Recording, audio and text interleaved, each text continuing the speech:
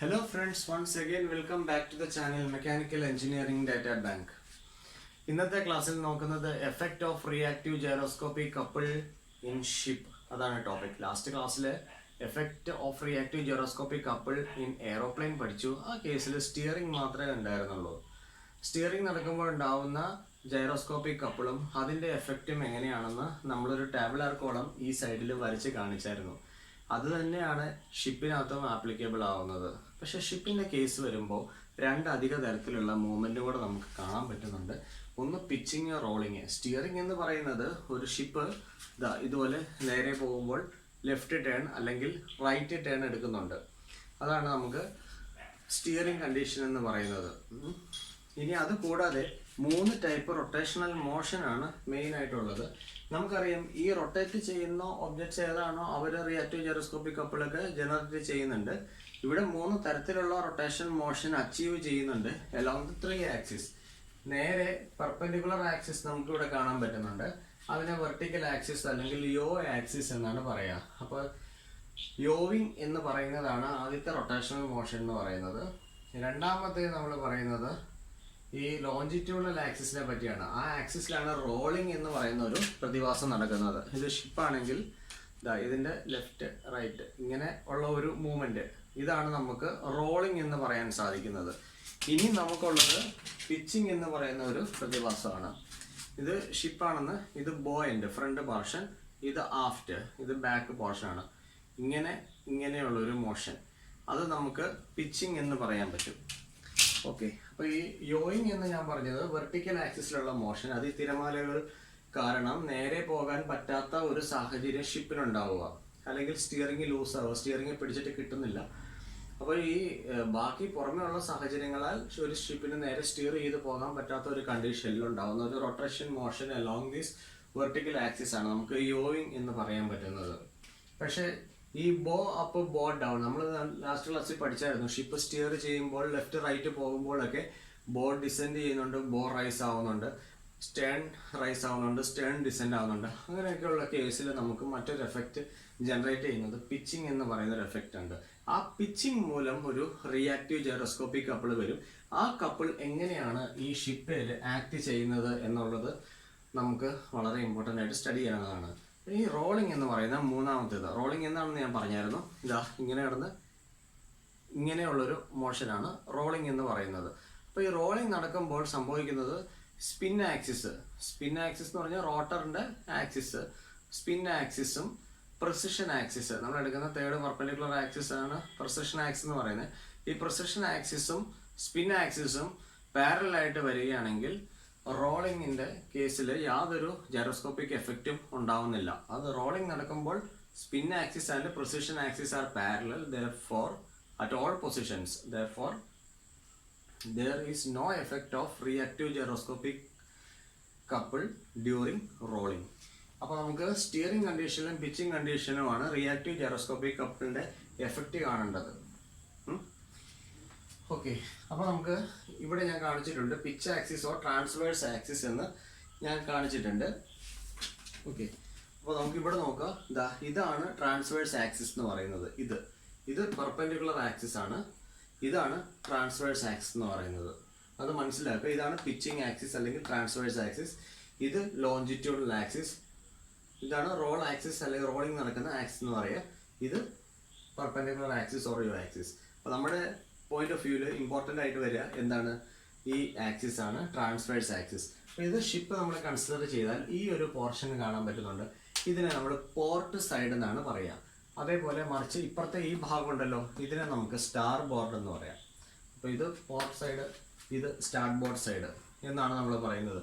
ഷിപ്പിൻ്റെ കേസിൽ എപ്പോഴും നമ്മൾ ചെയ്യുന്ന കാര്യം, ഒരു ഷിപ്പിനെ നമ്മൾ നോർമലി ബാക്ക് സൈഡിൽ നിന്ന് വ്യൂ ചെയ്യുന്നതായിട്ടാണ് എടുക്കുന്നത്. ബാക്കിൽ നിൽക്കുന്ന ഒബ്സർവറിനെ ഒരു കാരണവശാലും നിങ്ങൾ ഫ്രണ്ടിൽ കൊണ്ടുപോകാൻ പാടില്ല. ഒബ്സർവർ ബാക്കിലാണ് നിൽക്കുന്നതെന്ന് പറഞ്ഞാൽ ആ പൊസിഷൻ മാറ്റരുത്. അതേ പൊസിഷനിൽ നിന്നുകൊണ്ട് തന്നെ പിച്ചിങ്ങിൻ്റെ എഫക്റ്റ് നിങ്ങൾ കാണണം. ഒരിക്കലും ഫ്രണ്ടിൽ പോകരുത്. കാരണം ഇവിടെ നിൽക്കുന്ന ഒരാളുടെ ലെഫ്റ്റ് സൈഡ് ഇതാണ്, അത് പോർട്ട് സൈഡാണ്. അപ്പോൾ നമുക്ക് ഇവിടെ ആണ് സ്റ്റാർട്ട് ബോർഡ് സൈഡ് എന്ന് പറഞ്ഞത്. അപ്പം ഇയാൾ ഇവിടെ വന്നു കഴിഞ്ഞാൽ ലെഫ്റ്റ് റൈറ്റും മാറിപ്പോയില്ലേ? ഷിപ്പിങ്ങിന് തന്നെ ഇരിക്കുന്നു. ഫ്രണ്ടിലോട്ട് പോയാൽ ലെഫ്റ്റ് റൈറ്റും മാറി. അപ്പം നമ്മുടെയൊക്കെ പിച്ചിങ് നടക്കുമ്പോൾ ഇമ്പോർട്ടൻ്റ് ആയിട്ട് വരുന്ന സൈഡ്സ് ആണ് പോർട്ട് സൈഡും സ്റ്റാർബോർഡ് സൈഡും.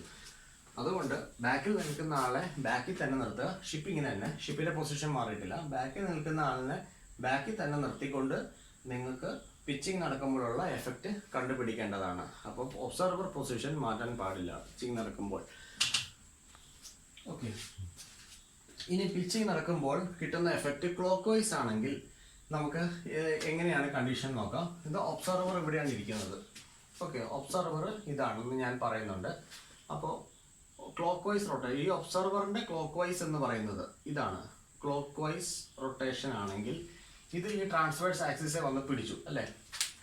സിമ്പിളായിട്ട് കാര്യങ്ങൾ നമുക്ക് പറയാം. ഇത് ഇതുപോലെയാണ് ട്രാൻസ്വേഴ്സ് ആക്സിസ് ഇരിക്കുന്നത്. ഇത് പോർട്ട് സൈഡാണ്. ട്രാൻസ്വേഴ്സ് ആക്സിസ് കാണിച്ചിട്ടുണ്ട്. ഇപ്പോൾ ഇവിടെ വന്ന് തട്ടിക്കഴിഞ്ഞാൽ ക്ലോക്ക് വൈസ് ആയിട്ട് ഇങ്ങനെ വന്നിട്ട് ഈ എഫക്റ്റ് ഇതിൽ തട്ടിയാൽ ഉറപ്പായിട്ടും ഇത് ഏത് സൈഡിലോട്ടാണ് തിരിയുന്നത്? സ്റ്റാർബോർഡ് സൈഡിലോട്ടാണ് തിരിയുന്നത്. കാരണം ഈ ആക്സിസിലാണ് എഫക്റ്റ് വരുന്നത്. അപ്പോൾ ക്ലോക്ക് വൈസ് ആയിട്ടൊരു ഫോഴ്സ് ഇങ്ങോട്ട് വന്നു കഴിഞ്ഞാൽ എന്താ സംഭവിക്കുക? ഇത് സ്റ്റാർബോർഡ് സൈഡിലോട്ട് തിരിയുന്നതായിരിക്കും. അപ്പോൾ ഇത് ഇപ്പുറത്തെ പിച്ച് ആക്സിസ് ഇങ്ങോട്ട് എക്സ്റ്റെൻഡ് ചെയ്തിരിക്കുകയാണ് ഇത്. ഇനി കൗണ്ടർ ക്ലോക്ക് വൈസ് ആയിട്ടാണ് വരുന്നതെങ്കിൽ, കൗണ്ടർ ക്ലോക്ക് വൈസ് ആയിട്ട് വരികയാണെന്ന് വെച്ചാൽ ഇങ്ങനെ വന്ന് ഇത് തള്ളിക്കഴിഞ്ഞാൽ ഏത് സൈഡിലോട്ട് പോകും? പോർട്ട് സൈഡിലോട്ട് പോകും. അതാണ് നമുക്ക് നോക്കാനുള്ളത്.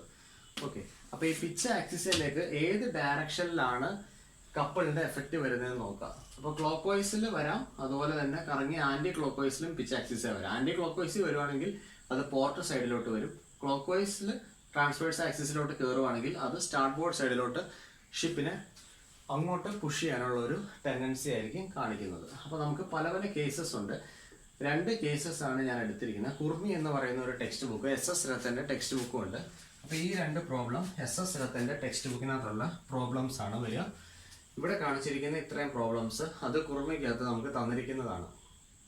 ഇനി ഈ എക്സാമ്പിൾ 14.4 ആ ക്വസ്റ്റ്യൻ തന്നിരിക്കുന്ന കണ്ടീഷനാണ്. ആ കണ്ടീഷൻ വെച്ചിട്ട് എന്താണ് എഫക്റ്റ് എന്നുള്ളതൊക്കെയാണ് നമ്മളിപ്പോൾ ഇവിടെ കണ്ടുപിടിക്കുന്നത്. നീല നിറത്തിൽ എഴുതിയിരിക്കുന്നത് ആൻസേഴ്സ് ആണ്.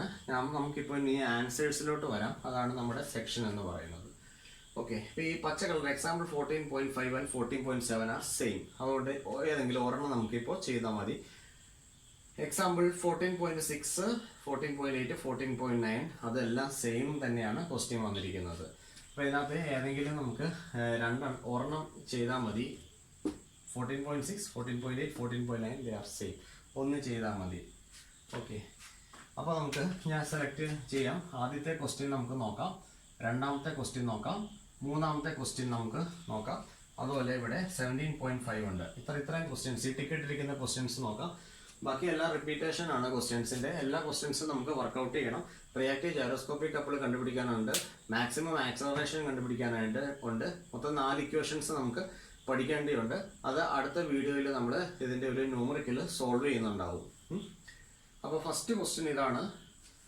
Clockwise looking from the stern. Okay, അതായത് റോട്ടറിൻ്റെ റൊട്ടേഷൻ ആണ്. Rotor rotation clockwise looking from the stern and left steer.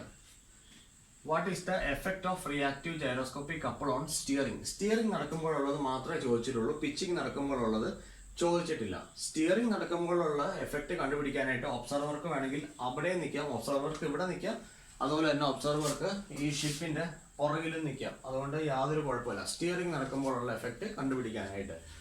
Okay, അപ്പോൾ ഇവിടെ ക്വസ്റ്റ്യൻ പറഞ്ഞിരിക്കുന്നത് എന്താണ്? Clock vice looking from the Stern എന്നാണ് പറഞ്ഞിരിക്കുന്നത്. അപ്പോൾ ഇവിടുന്ന് നോക്കുമ്പോൾ clock vice rotation of the rotor ആണ് പറഞ്ഞിരിക്കുന്നത്.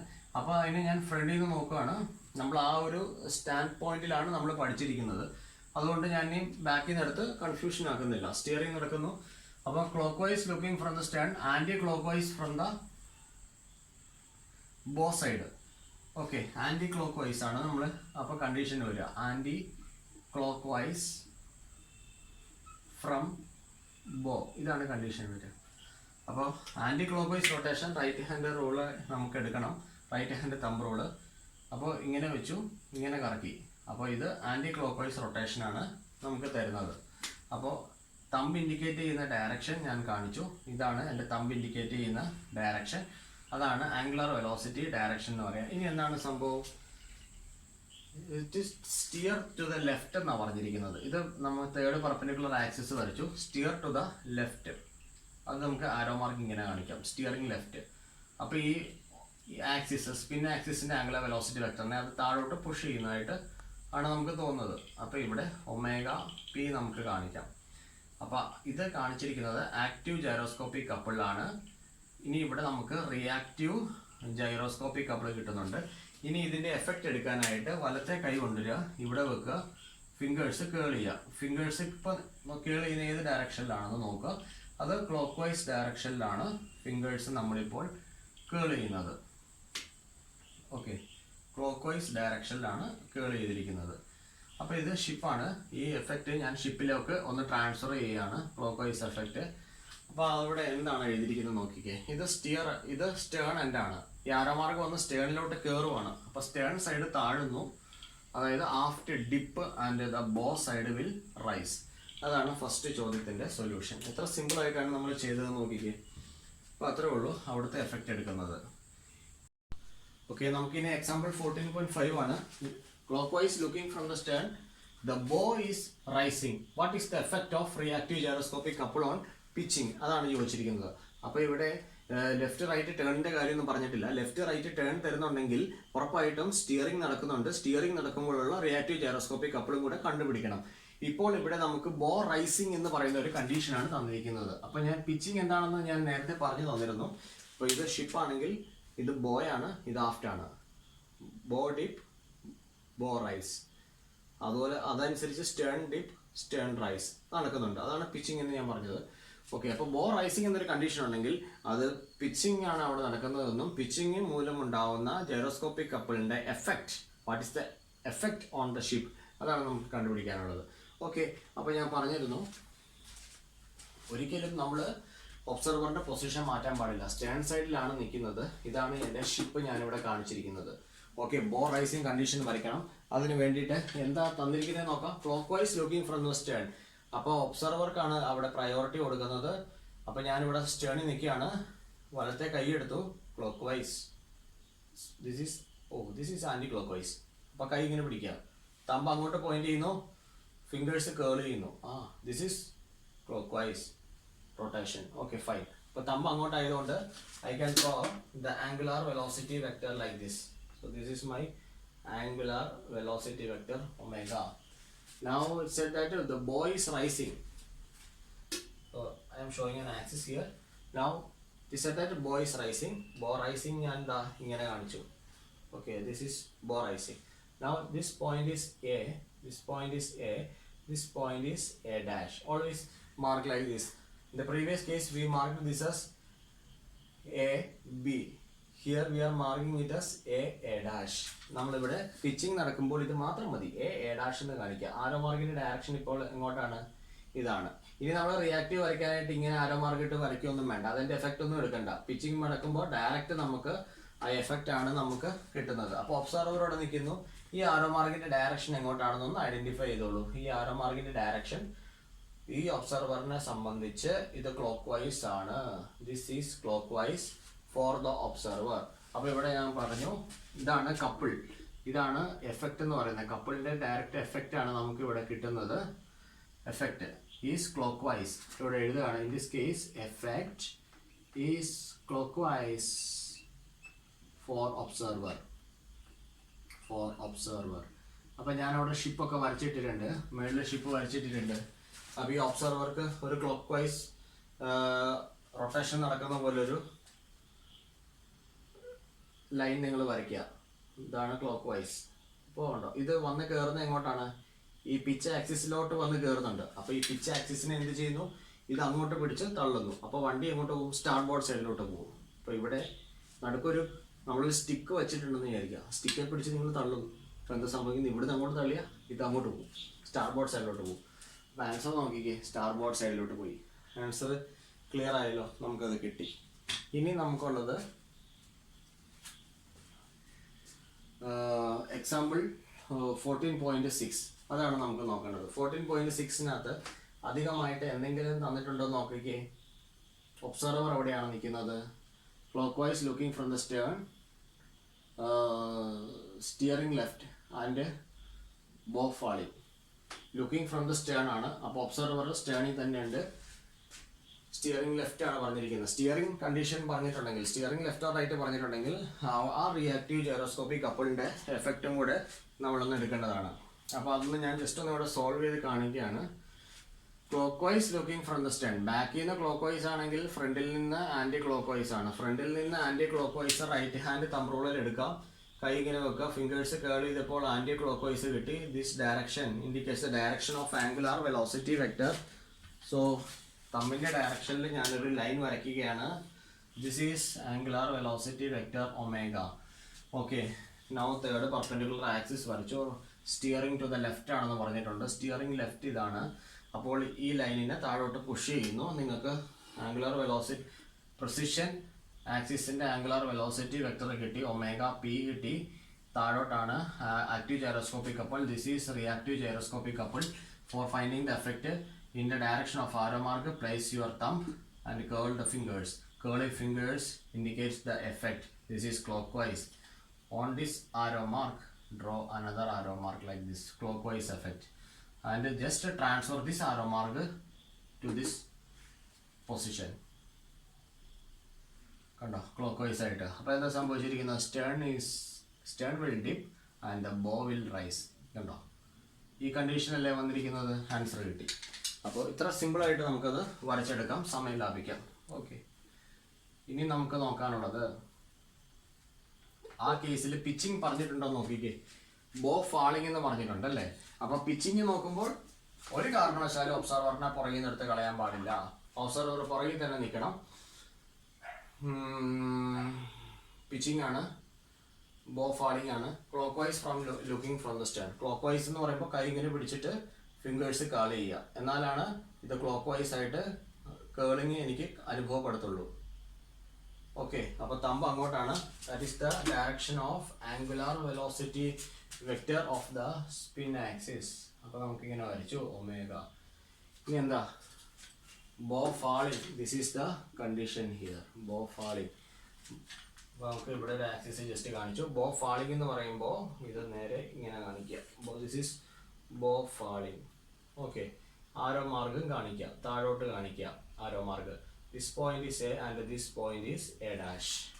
This point is A dash, A dash. Okay, അപ്പോൾ ഇത് എന്ത് ഡയറക്ഷനാണ്? ഇപ്പോൾ ഈ എഫക്റ്റിന് കിട്ടിയിരിക്കുന്നത് ഈ ഒബ്സർവറിനെ സംബന്ധിച്ച്. ഈ ഒബ്സർവർ നോക്കുമ്പോൾ ഇത് കൗണ്ടർ ക്ലോക്ക് വൈസ് ഡയറക്ഷൻ ആണ്. Counter clockwise direction. This is the effect. This is the effect. Effect എന്ന് പറയുന്നത് effect is counter clock vice. Effect is counter clockwise for observer. അപ്പോൾ നമുക്ക് അത് ഇവിടെ ഒന്ന് നോക്കാം. ഈ പടത്തിലേക്ക് കൊണ്ടുവന്നേ കൗണ്ടർ ക്ലോക്ക് വൈസ് എഫക്റ്റ്. ഇതാണ് ഒബ്സർവർ. കൗണ്ടർ ക്ലോക്ക് വൈസ് എന്ന് പറയുമ്പോൾ ഇതിങ്ങനെ കറങ്ങി കറങ്ങി കറങ്ങി കറങ്ങി കറങ്ങി കറങ്ങി ഈ പൊസിഷനിൽ ഇങ്ങനെ കറങ്ങി വരും. അപ്പോൾ ആരോ മാർക്ക് വന്ന് എവിടെയാണ് തട്ടിയത് കണ്ടോ? പിച്ച് ആക്സിസിൽ വന്നിടിച്ചു. അപ്പോൾ ഇവിടുന്ന് ഇങ്ങോട്ട് പുഷ് ചെയ്യുന്നു. അപ്പോൾ ഇത് എങ്ങോട്ട് വരും? പോർട്ട് സൈഡിലോട്ട് ഇങ്ങനെ വരും. അതാണ് പോർട്ട് സൈഡിലോട്ട് വന്നത് കാണാൻ സാധിക്കുന്നത്. അപ്പോൾ നമ്മുടെ ആൻസർ കറക്റ്റാണ്. ഓക്കെ, ഇനി അടുത്ത ഒരു പ്രോബ്ലത്തിനകത്ത് clockwise looking from the left എന്ന് പറഞ്ഞിട്ടുണ്ട്. അത് ഒബ്സർവർ നിൽക്കുന്ന പൊസിഷൻ തന്നെയാണ് കാണിക്കുന്നത്. ആ ലെഫ്റ്റ് സൈഡ് ഇൻഡിക്കേറ്റ് ചെയ്യുന്ന സ്റ്റേണിനെയാണ്. Left is equal to stern. അപ്പോൾ ക്വസ്റ്റ്യൻ വായിക്കുമ്പോൾ ഒരു കൺഫ്യൂഷൻ വേണ്ട. ലെഫ്റ്റ് സൈഡ് എന്ന് പറയുന്നത് സ്റ്റേൺ സൈഡ് തന്നെയാണ് നമുക്ക് വരിക. ഇനി അടുത്തൊരു ചോദ്യം, അതോടുകൂടി നമുക്ക് ഈ ഡയറക്ഷൻ എടുക്കുന്ന ആ ടോപ്പിക് അങ്ങ് തീർന്നു കിട്ടും. Now, clockwise viewed from the stern, it steers left and bow descends. Okay. അപ്പോൾ സ്റ്റിയറിംഗ് കണ്ടീഷൻ പറഞ്ഞിട്ടുണ്ട്. സ്റ്റിയറിംഗ് കണ്ടീഷൻ നമുക്ക് ഒബ്സർവറിനെ ഫ്രണ്ടിൽ നിർത്താം, ബാക്കിൽ നിർത്താം, യാതൊരു കുഴപ്പമില്ല. അപ്പോൾ clock vice from the Stern ആണെങ്കിൽ ബോ സൈഡിൽ നിന്ന് നോക്കിക്കഴിഞ്ഞാൽ എന്ത് വരും? കൗണ്ടർ ക്ലോക്ക് വൈസ് ആണ് ബാക്കിൽ നിന്ന്. അപ്പോൾ ഫ്രണ്ടിൽ നിന്ന് ക്ലോക്ക് വൈസ് വരും. അപ്പോൾ ഫ്രണ്ടിൽ നിൽക്കുന്ന ഒരാളിലേക്ക് ക്ലോക്ക് വൈസ് എന്ന് പറയുമ്പോൾ കൈ എങ്ങനെ കേൾ ചെയ്യണം? കൈ ഇങ്ങനെ പിടിച്ചിട്ട് ഫിംഗേഴ്സ് ഇങ്ങനെ കേൾ ചെയ്യണം. തമ്പ് അങ്ങോട്ടാണ്. അപ്പോൾ ആംഗുലാർ വെലോസിറ്റി വെക്ടർ നമ്മൾ വരയ്ക്കുക. ഓക്കെ, ഇനിയും സ്റ്റിയേഴ്സ് ടു ദ ലെഫ്റ്റ് എന്നാണ് പറഞ്ഞിരിക്കുന്നത്. സ്റ്റിയേഴ്സ് ടു ദ ലെഫ്റ്റ്, ഇതാണ് നമുക്ക് ലെഫ്റ്റ് ഡയറക്ഷൻ കാണിക്കുന്നത്. അപ്പോൾ ഇതിനെ മേളിലോട്ട് പുഷ് ചെയ്യുന്നുണ്ട്. Angular velocity vector of the precision axis. ഇത് A dash. Active gyroscopic couple, reactive gyroscopic couple. And take for finding the effect, place your thumb in the direction of the arrow mark and curl the fingers like this. This is anti-clockwise in direction. Okay, this is anti-clockwise. Now transfer this effect here. Now what happened? The bow will dip and aft will rise. That is the case. Okay. Now the bow descends എന്ന് പറഞ്ഞു കഴിഞ്ഞാൽ അവിടെ pitching നടക്കുന്നുണ്ട് എന്നാണ് അതിൻ്റെ അർത്ഥം. അവിടെ pitching നടക്കുന്നുണ്ട്, ബോ ഡിസെൻസ്. അപ്പോൾ നമ്മൾ ആ കേസ് സ്റ്റഡി ചെയ്യുമ്പോൾ ഒബ്സർവറിനെ പുറകിൽ തന്നെ നിർത്തുക. ഒബ്സർവർ നിൽക്കുന്നത് പുറകിലാണ്.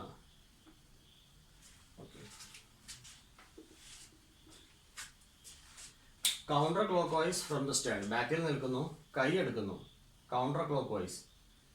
ഇതാണ് കൗണ്ടർ ക്ലോക്ക് വൈസ് റൊട്ടേഷൻ. ശരി, തമ്പ് ഇങ്ങോട്ടാണ്. അപ്പോൾ ആദ്യം തന്നെ ആംഗുലാർ വെലോസിറ്റി വെക്ടർ ഒന്ന് വരച്ചേക്കാം. So first drawing the angular velocity vector omega. This point is A. ഇനി നമുക്ക് പിച്ചിങ് കണ്ടീഷൻ ഇവിടെ എംപ്ലോയ് ചെയ്യാം. ബോ ഡിസെൻസ് എന്നാണ് പറഞ്ഞിരിക്കുന്നത്. അപ്പോൾ ഇങ്ങനെ വെച്ചിട്ട് ഇങ്ങനെ അങ്ങ് എടുത്താൽ മതി. ബോ ഡിസെൻസ്, ഇതാണ് ബോ ഡിസെൻസ് കാണിക്കുന്നത് at some particular angle. Okay, അതിനകത്ത് കാര്യമൊന്നുമില്ല. This point is A dash. This point is A and this point will be A dash. A dash. Okay. ആരോ മാർക്കിന്റെ ഡയറക്ഷൻ കാണിക്കുക. ഇതാണ് ഡയറക്റ്റ് ഇവിടുത്തെ പിച്ചിങ് എഫക്റ്റ് എന്ന് പറയുന്നത്. ഇതാണ് പിച്ചിങ് എഫക്റ്റ്. ഇപ്പൊ ഈ ഒബ്സർവറിനെ നോക്കിക്കേ. ഒബ്സർവർ നോക്കുമ്പോൾ ഇത് എന്ത് ഡയറക്ഷനാണ്? ഇത് ക്ലോക്ക് വൈസ് ഡയറക്ഷൻ അല്ലേ? ഓക്കെ, അപ്പൊ നമുക്ക് ഇവിടെ എഴുതാം. Clockwise effect is clockwise for observer. Okay, അപ്പോൾ ഒബ്സർവർ ഇവിടെ ഉണ്ടല്ലോ, ക്ലോക്ക് വൈസ് എന്നാണ് പറഞ്ഞിരിക്കുന്നത്. പോട്ടെ അങ്ങോട്ട്, അവിടെ പോയി ആക്സിസെ പിടിച്ചോ, തള്ളിക്കോ, വണ്ടി അങ്ങോട്ട് പോയി സ്റ്റാർട്ട് ബോർഡ് സൈഡിലോട്ട് പോയി. അതല്ലേ കണ്ടീഷൻ? അതെ. ഓക്കെ, അപ്പോൾ ഇത്ര എളുപ്പമാണ് ഇതെല്ലാം ചെയ്യാനായിട്ട്. എല്ലാ കേസസും കഴിഞ്ഞു. ഈ സ്റ്റാർ ഇട്ടിരിക്കുന്നതെല്ലാം സെയിം കേസസ് ആണ് വന്നിരിക്കുന്നത്. അതുകൊണ്ട് റിപ്പീറ്റ് ചെയ്ത് പറയാതിരുന്നതാണ്. ബോക്സിനകത്ത് കിടക്കുന്നതും സെയിം കേസസ് ആണ്. ഇതൊരു ഡിഫറെൻറ്റ് കേസാണ്. ഓക്കെ, 17.5. അപ്പോൾ ഇത്രയും പ്രോബ്ലംസ് നമുക്ക് വർക്കൗട്ട് ചെയ്യാനുണ്ട്. So we will see that in the next class. Thank U.